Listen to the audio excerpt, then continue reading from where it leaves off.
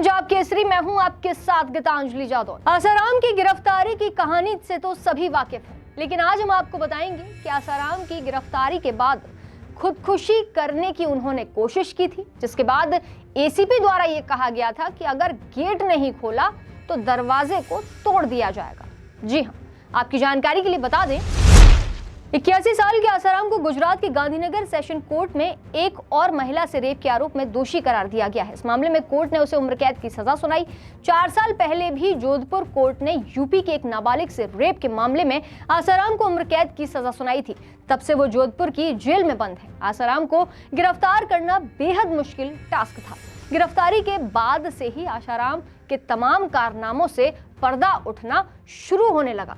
21 अगस्त 2013 की बात है। जोधपुर वेस्ट के डिप्टी कमिश्नर अजय लांबा के ऑफिस में दिल्ली पुलिस की एक टीम दाखिल हुई। टीम के साथ एक नाबालिग लड़की थी जो आसाराम पर रेप करने का आरोप लगा रही थी।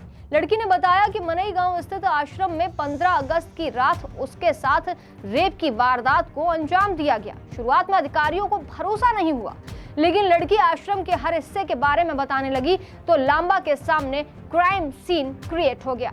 उनके मन में सवाल उठा कि जोधपुर से 38 किलोमीटर दूर स्थित आश्रम पर गए बिना कोई उसके बारे में इतने अच्छे से आखिर कैसे बता सकता है। इसके बाद जोधपुर पुलिस आसाराम के खिलाफ सीआरपीसी की धारा 342, 376, 354, 506, 509 और 134 के तहत पॉक्सो एक्ट की धारा में मुकदमा दर्ज किया गया। आईपीएस द्वारा बताया गया कि एसीपी चंचल मिश्रा को कॉल किया गया और उन्हें इस केस का इन्वेस्टिगेटिव ऑफिसर बनाया गया। इसके बाद केस की जांच शुरू हुई। लड़की का मेडिकल कराया गया, उसके बयान दर्ज किए गए। आखिर में बयानों को वेरीफाई भी किया गया।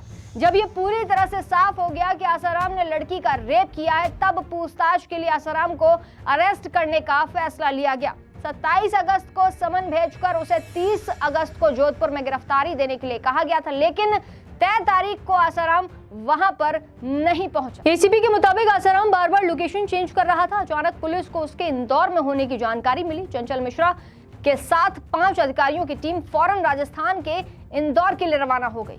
वहां क्या क्या हुआ, अब आगे की कहानी आईपीएस चंचल ने खुद बयां की। दरअसल उन्होंने कहा कि जब हम इंदौर पहुंचे तो एमपी पुलिस आश्रम के चारों तरफ तैनात थी। आसाराम की गिरफ्तारी की जिम्मेदारी हम 5 लोगों पर थी। अंदर पहुंचे तो वहां आसाराम का प्रवचन चल रहा था और सामने करीब 4000 भक्त बैठे हुए थे। हमें देखते ही आसाराम ने मंच से अपने भक्तों को उकसाना शुरू किया। उन्होंने कहा कि देखो, ये लोग आ गए हैं, ये लोग हमें अरेस्ट करके ले जाना चाहते हैं, क्या आप मुझे इन्हें ले जाने दोगे? इसके बाद इस सवाल के जवाब में भीड़ चिल्लाकर कह रही थी कि नहीं बाबा, नहीं ले जाने देंगे। भक्तों की ये भीड़ पुलिस के खिलाफ नारेबाजी करने लगी। आसाराम के नाम का जय घोष हो रहा था। आसाराम का बेटा भी भीड़ को मंच से उकसाने लगा। भीड़ लगातार बढ़ती जा रही थी और प्राइवेट प्लेस होने की वजह से पुलिस आश्रम में आने वाले भक्तों को कानूनी तौर पर रोक नहीं सकती थी।